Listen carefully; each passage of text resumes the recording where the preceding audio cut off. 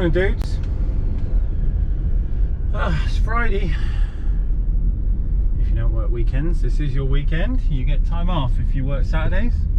Like Muggins here, it's one more day to go. This is my Thursday. So for now, sun is out. I think this is kind of like the last day of normal weather for us. And then by the looks of it, we've got windy, rainy weekend. Tomorrow's going to be pretty full on, I think, as far as stormy weather goes. So out tonight with Wish.com sound man. Me and Dan are going to take the Lotus up to C&M. Going to go get some food, spend an evening talking cod shit and watching cars and stuff. I'm looking forward to it. It's been a while and I've had like a busy ass week and a few weeks actually. So it'd be nice to get out and kind of just switch off. Today we've got the Corsa. So the story behind this car was it had front and rear parking sensors. The car was involved in an accident. The front end was replaced cheaply by the garage who owned the car, and they basically left the rear sensors alone but put on a basic bumper on the front and pulled out the parking sensor line. So the bumper that's on the front, thanks love, has no parking sensor holes, and the bumper loom has been disconnected from the vehicle to say, you know, that it's not there. So every time they go for reverse or parking, whatever, it comes up with a fault because it knows the front sensors are completely missing, they've disappeared. So this guy's bought the car for his missus, or the missus has bought the car for her, whatever, and then figured out that there's a problem, or I found the problem by scanning the car, and it said that the front sensors were disconnected. He's bought a loom and sensors and mounts from eBay or Amazon or Alibaba, wherever. So my job today is basically marking up the bumper, drilling holes, mounting the plastic mounts for the sensor carriers, like the holders, and then fitting and color coding the sensors into the bumper. He's done a test fit already with the stuff he's bought, and he said once he plugged in the loom and all the sensors, the error went away and the car performed well, it was normal. So it's obviously the issue, that's the one that we need to fix, and that's the one that we're going to tackle today. And hopefully I can get it to the point that it stays and everything's gravy. My only concern at the minute is going to be mounting the parking sensor cups to the back of the car. So most sensors have an up and a down, depending on the way that the ice cream cone comes out and goes bigger. So if you get it the wrong way, it'll find the floor not sort of looking up in the air like that, it will be more like that. So that's kind of important, so I've got to figure that out, and obviously I don't have a Vauxhall to hand just to look at, so I may have to do a bit of Googling, and making sure that the sensor cups stick to the bumper. That's going to be a problem to stop them, because the standard sensors are quite big and I don't want them sort of dropping backwards. So that's going to be my little challenge today. I do have a hot glue gun, and I do have a plastic welding, almost like a bumper repair bridging tool that I used on the Lexus. I don't know whether you remember that. So that's basically my job today. Got to get the kids at lunchtime, and then they'll be down the shop with me for the afternoon. And then I tend to leave early, go home, get showered, get changed, pick Dan up, get out in the Lotus, do some fun stuff tonight. So I'll see you in a bit. I'm going to get some brekkie and a coffee. Subscribers are up, money's down. Videos are up, money's down. Comments are up, money's down. Alex is up, YouTube sucks. See you in a bit. Morning everyone, let me just turn this down. So the debacle has already started. So here we have the Corsa. I've already got the front clip off. You can see how bent the radiator is, the core support. It's had a heavy front end. This is all aircon radiator is all twisted. You can see that's not even in line. So he's been online and basically been shopping for second-hand kits for parking sensors and Amazon for sensor cups. That's the factory harness, the front one. Obviously this is the thing that they've just unplugged and left out of the way, and then put a factory bumper on it without sensors. So he's given me two kits These are the ones that I'm just painting up, so that's going to match the body colour of the car. It's the paint that they've given me. It's like a pearly silver gold purple. So this is our harness. Now he supplied me with these and these, which don't fit. So instead I'm using my noggin. We're gonna have to make something. So we're gonna basically poke the sensor out of these holes that I've already made. So we got one there, one there, one there, one there, and these are on the standard Vauxhall marking. That's where the parking sensors are supposed to go. Some do have them around here, but I don't have the cable long enough for that. Obviously we know this plug has to sit this side about here, but it limits how far away I can go with the sensors. So basically that is my biggest reach, which kind of marries up with those holes. That's all I can do. But because the mounts are obviously good and even the angled ones with the little cutout don't really fit on anything, we can't use them. I'm pretty sure they're the rear ones. It says on their base right hand, but I'm pretty sure that's a rear mount because of the way that that looks on the back there. It's got a really large cutout that's kind of angular, which would align with that. Now we're not going to use those, so I'm going to have to do the best of a bad situation. So I'm basically color coding these sensors. They're about the same hole. I may have to trim this a little bit, but we're going to poke them straight out the front here and then support them and glue them in. Clip the sensor harness in, run it round, plug it into the car, job done. Put the bumper back on. That's all I can do. As far as everything else, a lot of this bumper's destroyed, so many of the fixings aren't screwed in. Lots of the bolts are missing or rusty or not attached. Yeah, it's a proper mess. This thing was white. Don't know whether you can see that in this light, but yeah, the bumper's white underneath, and then they've painted it the same body color around the sides really badly. It's very flat paint, but anyway, it's what we're working with. So best of a bad situation, get the parking sensors in, plug them in, hopefully they work, and then wait for the girls at lunchtime picking up the kids, bring them back down here, let them play around and mess about for a bit, and then C&M in a bit.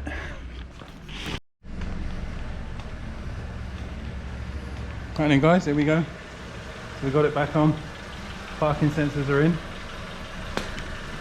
Best of a bad situation, but it's kind of back together. Everything's bent and twisted and it doesn't fit properly, but we've got it in and it's got it on, and now I'm going to test the sensors. Hopefully we've got a win. See you in a bit. Right then dudes, as you can hear, there's the volume. There we go. So there's our PDC. Now we've got front and rear working. So if I just go fronts, look, we get front only, not the rear. And then if I drive towards my chair,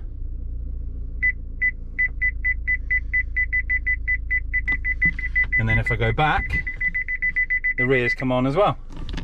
Alex is a genius. Are you taking the piss? Happy days. I call this one done. Give him a ring, get ready for tonight. See you in a bit. Early the next morning. Morning dudes. Saturday. How are we all? Gosh, feel knackered. Cheers love. Late night last night, obviously out with Dan, we had a blast. What you didn't catch, because the battery had basically run out on the camera, on the GoPro, but right at the end of the night as we were leaving, obviously Caffeine Machine has a problem with trying to keep the residents sweet, so obviously they ask people not to drive like dicks, and that's their slogan, don't be a dick. You know, leave with respect, don't go crashing your car as soon as you leave the venue trying to show off, that kind of thing. It's just bad press.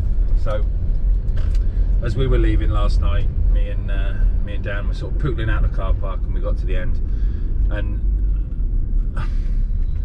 I think next time I'm up there I shall have a mention with it with Carl, but there's two shall we say, relatively older guys. Carl and Adi, which we usually see up there, and they're lovely. They're really, really nice. Very friendly, very welcoming. Always smiley. You know, like really cool guys. You can just sit and talk to them. They're a race. As well as lots of younger people, which, you know, it's about the car seat. But unfortunately, there's two new old blokes. I'm going to say old because they seem older than me, so I'm going to say old blokes, and I'm middle-aged. But they're miserable. They are absolutely shockingly miserable. It's literally like Cafe in a Machine is like car mecca, right? There's like a great atmosphere there. There's cars to see. You can have a chat with strangers that you don't even know about your passion, you know, and there's food and there's drink, and it's just really, really cool. It's why I'm up there all the time, because I love the place. It is just a nice vibe, and there's always something cool to see. But they've employed these two guys that literally are, it's like they don't like people, they don't like blokes and kids, and they don't like cars, and it's like they drive Priuses and they hate the world. They are miserable. They're really not happy there being in that job, and I don't know why they've taken that job, because it's a bit of a strange one. But anyway, we were leaving last night, and the old guy, one of the miserable ones, stood on the gate, and he went, blah, blah, blah, blah. And I was like, excuse me, sorry? And he went, when you leave, try and leave quietly, blah, blah, blah. And I was like, yeah, no worries, mate. I said, it's going to be hard to.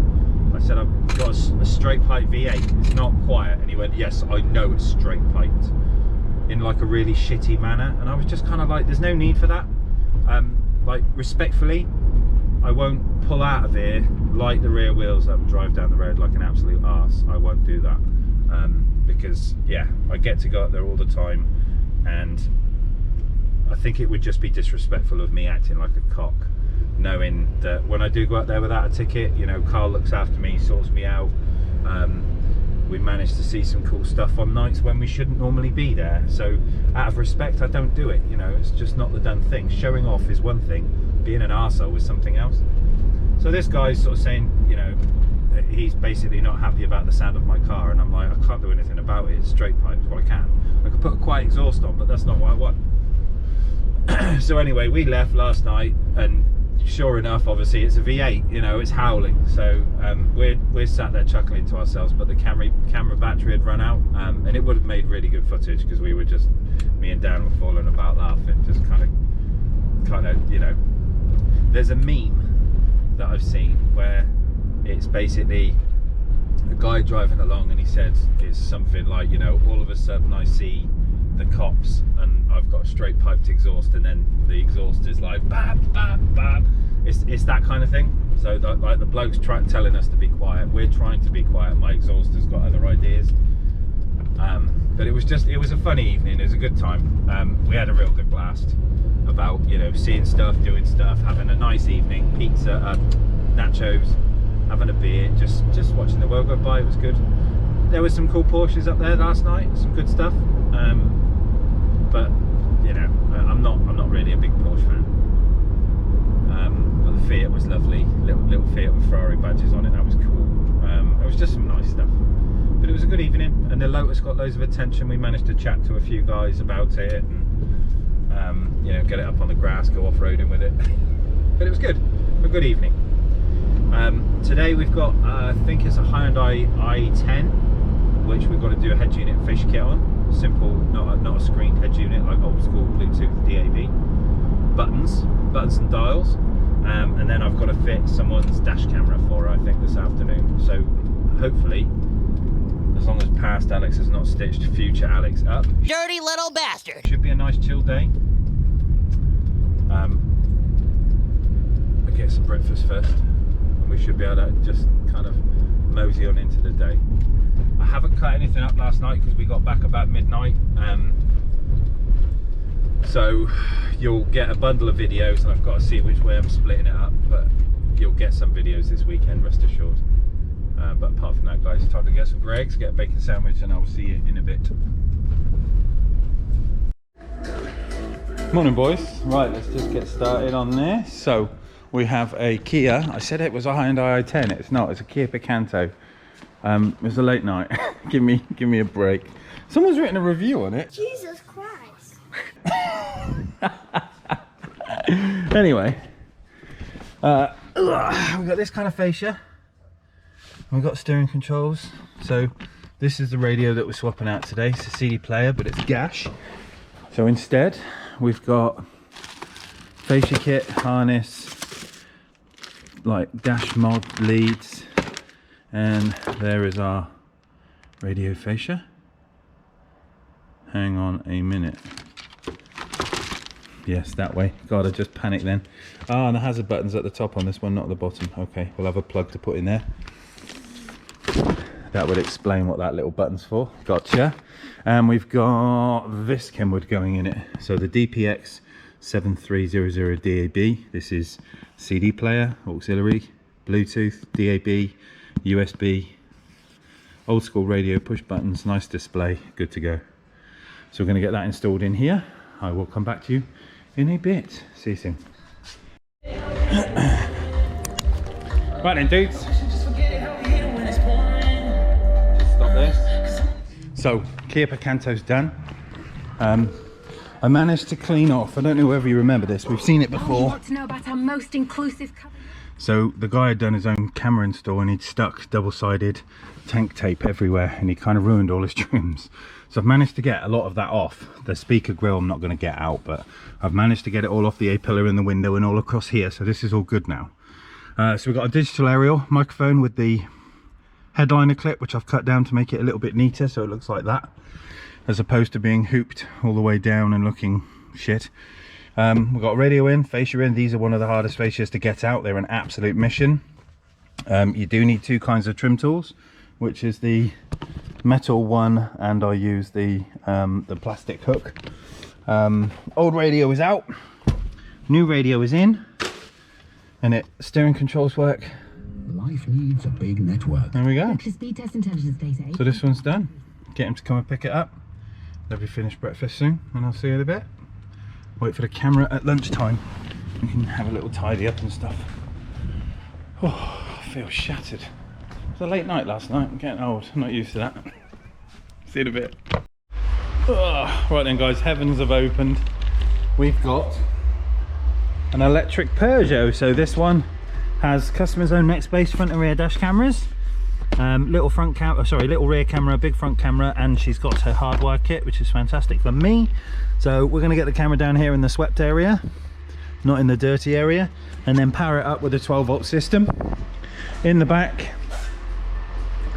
we have got a composite tailgate, but we've also got a little hole here, so camera there, run through here into there and then into the car. So we're going to get that done. So I'm going to get cracking on this, come back to you in a bit, see you soon. Hi dudes, Saturday afternoon, the E208 is done. Now, she'd asked me on the camera to put the rear one up here. Now, I took all this apart and I managed to get the camera cable up to this little grommet here. Unfortunately, because the cable was so long, the articulation to get it round and out that hole is impossible. So I've made a roof clip. Put my famous headliner clip on there. Rear camera is now situated and viewing out of the back, nice and lovely. And then in the front, we've got our front camera up there, running around into the fuse box down here. Don't get scared by EVs, they all have a 12-volt system as well. And in there it's just a normal Peugeot fuse box. Just find your ignition, make sure it's tested with a multimeter, power it up, it's easy as that. Earth and life, job done. Both of them see through the swept area, obviously, as you can see from the wiper angle. So the rear camera's looking through here and the front camera likewise. If it's not raining like today, certainly wipe the customer's windscreen, see where that swept line is, so you can get a view of where the camera's going to view through. But that's it, this one's done. I'm going to go and give her a shout, probably pick her up because it's chucking it down. See you in a bit. Right my dudes, we're done for Saturday. Raining. I've just changed the seats on the mat, put the rear ones back in for a potential grandpa and grandma visit the weekend. And if they want to go somewhere, at least we can go all together. So the seats are out of the garage. They weigh a bloody ton. I'm surprised the car goes anywhere without them. With them. Without them, you know what I mean. God, it's been a long day. But anyway, I'm getting my ass home. I'm tired. It was a late night and I've got videos to cut for you lovely lot, haven't I? Right, done for today. Monday, we've got a Ford KA in. No, we haven't. Monday, we've got an A-Class and a Discovery in for 2 front and rear cameras. And then Tuesday, we've got, I want to say it's a Citroen C3 and a Ford KA for heads units. But between then and now, I need a day off, so I'm going to get my ass home. Love you and leave you. See you bright and early Monday morning. Have a good weekend, everyone. Toodle pip. Smash that button.